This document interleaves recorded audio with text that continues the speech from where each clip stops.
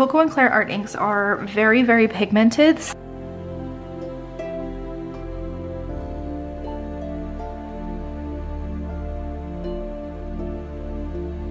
Leah here, welcome back to another video on my channel. We are going to be working on one of my customers' press-on nail orders today. So she chose Talia's Choice. She said she is not picky at all. She just doesn't want anything that has animal print on it. So we have this new release today from Clear Jelly Stamper. It's CJS 296. And it is called Chasing Rainbows, and it is an all rainbow plate.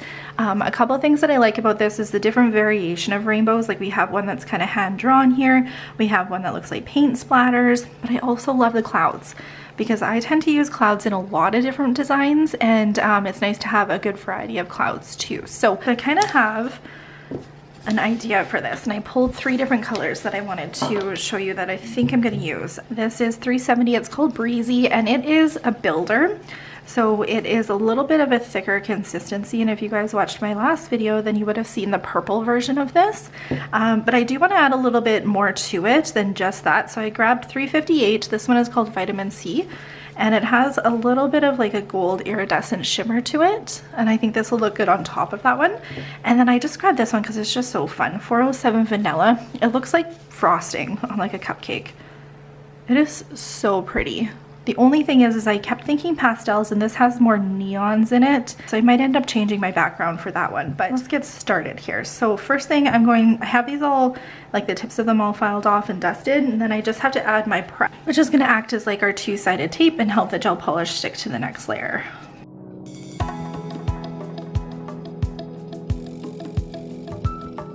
Cloud background, which I think I'm gonna do on the ring finger. We're gonna take some of that Breezy color and we're just gonna do one thin coat. Now remember, it is a builder consistency, so it's gonna be a little thicker to apply, and it goes on with that sheer milky look, which I love. I just love the look of milky colors. So that is one coat, and I'm just going to cure that, and I think I'm going to go in with one more coat too. Okay, and then rainbows on these ones. So this is one I'm going to use my vanilla color.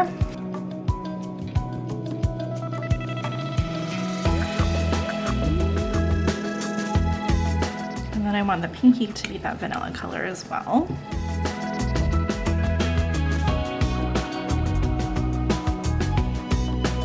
To our ring finger, where we're going to take a thin coat of 358.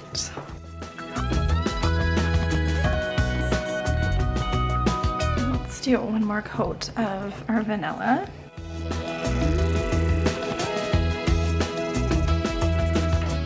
Okay, now I want to see what all these look like because I think I might leave some of the shimmer and not do it on both. Okay, so this is what I have so far. And I kind of like that these look a little bit more clear and that this one just has the shimmer on it. I think I might add some art inks to this to give it a little bit more texture. But I prefer working with art inks and stamping on a matte surface, so I am going to matte top coat the ones that are going to have either of those on them. No, I think I'm just going to use a normal matte.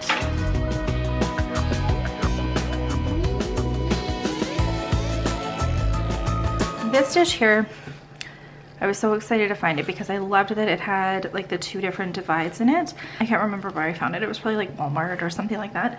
But when I work with art inks, I like to have a little bit of acetone in one container and a little bit of alcohol in another container. And I find that if you want to remove the ink from the design, then you're going to want to use acetone, and if you want to blend the ink, you're going to want to use alcohol. So I like to have both going just so that I can get the look that I'm going for as I'm working. So I just keep this off to the side. I am going to put another one of my soft lavings towels down here because I do like to wipe my brush quite often, similar to watercolor. And I chose 2 art inks today, both Cocoa and Claire inks here. We have metallic blue, and then we just have regular blue as well. Cocoa and Claire art inks are very, very pigmented. I do find that it does take a little bit to blend them out, so you don't need very much when you're working with them. Now all this is going to do is just going to create a little bit more like dimension on the nails. And it doesn't overly matter like where you put it because it's the blending that's going to make the difference. So just put some of your blue down. And then we're gonna take our brush, we're gonna dip it in alcohol first. Because acetone will remove your color, I like to start with alcohol just to kind of see what the inks are gonna do as I start to blend. You can see them kind of blending there. Now, if you want to create more veining, you're gonna grab your acetone. Because it's removing your color, it's gonna create more of that veining look versus the alcohol, which is gonna blend the two colors. And I don't have a plan for this. I'm not going for anything in particular because I know it's gonna get covered with stamping anyway. I just wanted it to have a little bit more to it. Another way you can do this is you can saturate the whole nail with alcohol and then go in and add your inks and just let it blend itself. Kind of like working wet on wet when you're working with watercolor.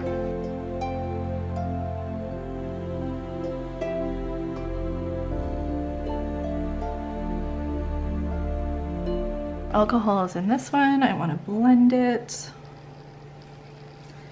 But I think there's a little bit too much blue here, so I'm going to use some acetone to take it away. Okay, so I am going to leave that nail like that. It's just going to give it a little bit of extra texture, and we're going to go and do the same thing. Now I'm going to start with alcohol all over my whole nail here, and then I'm going to drop some of my colors in.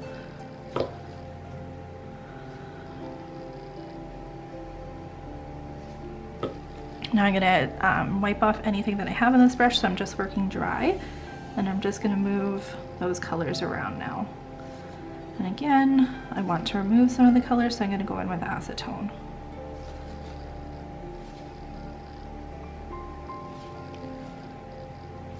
Let's blend. And you just kind of play around until you get the look that you're kind of going for. Half the time I'm not too sure what look that is. I really like this shimmery look right there. I'm gonna go in some alcohol and add some more of this blue over here.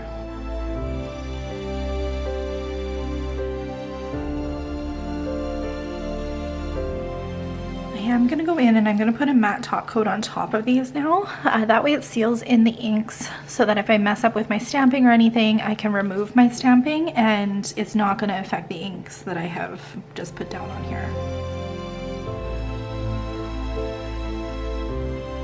On this nail here, we're gonna do clouds. I'm gonna take the Flora Nail Shop Snowdrop Chrome. Ooh, I feel like this might be out of stock, but the Beamy one is very, very similar. If that's in, they have like a white chrome, I think. So we're just gonna put this on our little stamper here. We're gonna grab our white sticky polish.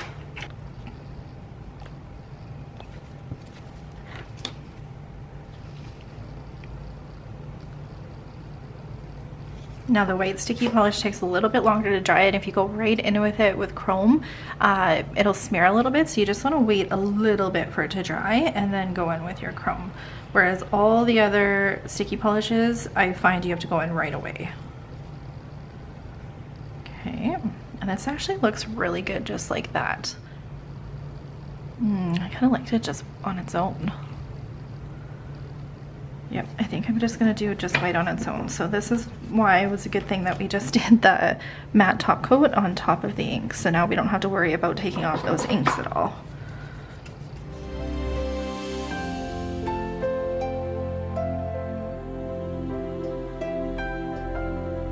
Leave that nail for now, and then we're gonna work on our rainbows here. So these are the colors that I pulled for my rainbow. We'll see when I stamp what I think of them, but here is the numbers. And there's two rainbows that I really liked. So I like this rainbow here for the thumb, and then for the pinky, I'm really liking this one that just kind of comes out the corner. I think that'll look super cute. I'm gonna try and follow the guide that they have. It sounds kind of funny, but I get a little nervous to do stamping that has so many different elements to it, like these rainbow ones, mainly because I'm a little worried about not lining them up properly. But I actually found this particular rainbow with the brush kind of painting looking strokes.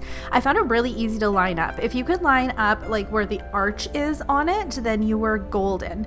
And the way that some of the little colors and lines line up is they overlap each other, and I found it super simple to do that. So don't be intimidated by this rainbow one like I kind of was. It actually all ended up working out really good, and is, like I said, as long as you can line up that little arch in the rainbow, it seemed to work really well.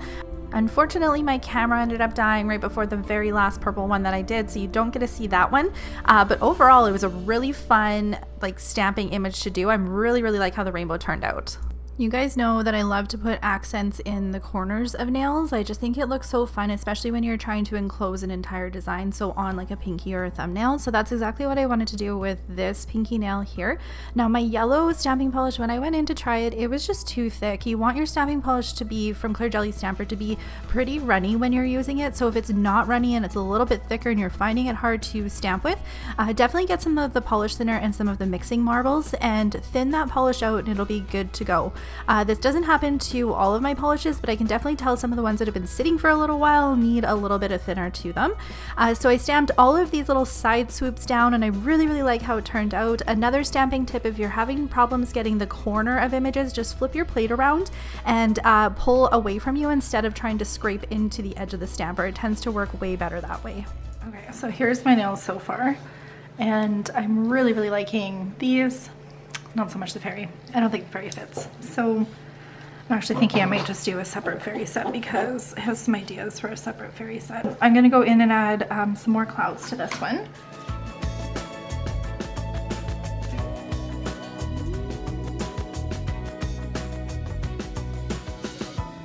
Cute. Okay, and then I think I'm going to add just some crystal stones that match the rainbows on this nail here. When someone orders a set of press-ons from me, I do include a set of Talia's Choice.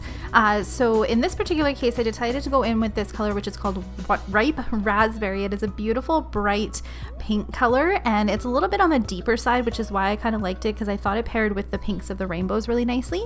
And I wanted to add a little bit more sparkle to this nail design as well. So I went in with the Rainbow Shatter Top Coat number 3 that I featured in my last video and just went over top of it with this. It is a beautiful sparkly glittery top coat that can go over any shade, and it's just going to make whatever color you put it over top of pop a little bit more. So in this one here, you can see some of the pinks just pulling from the glitters. I love when Coco and Claire releases these glittery top coats. I just find them so versatile. So I'm just going to do a crystal cluster in the corner of this like blue sparkly nail. I am using the Coco and Claire gem gel here, which I like because it's on a brush, so I find it nice to get your gem gel down where you want it. I do spread it out with one of the brushes from Lula Beauty because I find it works a little bit better if it's a little bit thinned out. And you do have to make sure that you surround your crystals really well with this gem gel because I find it holds them in a lot better. So I'm just putting down a variety of different rainbow crystal colors that match the rainbow's stamping pattern that we used. No particular rhyme or reason how these are going on though. Top coat on these nails, I'm actually going to use the Rainbow Shatter top coat that I featured in one of my last videos. Just add a little more to this nail.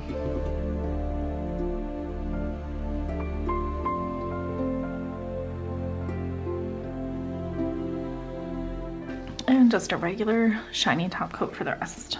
Top coating over some of these cool gel polishes that Coco and Claire comes out with is probably one of my favorite parts because we get to see all those little glitters that were in that confetti top coat just popping through. I absolutely love it. And then same thing with the clouds here. Now we get to see the art inks kind of poking through, and you get to see that different texture on the nails too. Thank you guys so much for taking the time to watch this video. I hope that it helped you with maybe some chrome stamping or some art inks help that you guys were looking for. Definitely comment below and let me know if there's any other nail art techniques that you're looking to get some help with. Make sure you follow me on all my social media, and I will see you guys in the next video. Bye!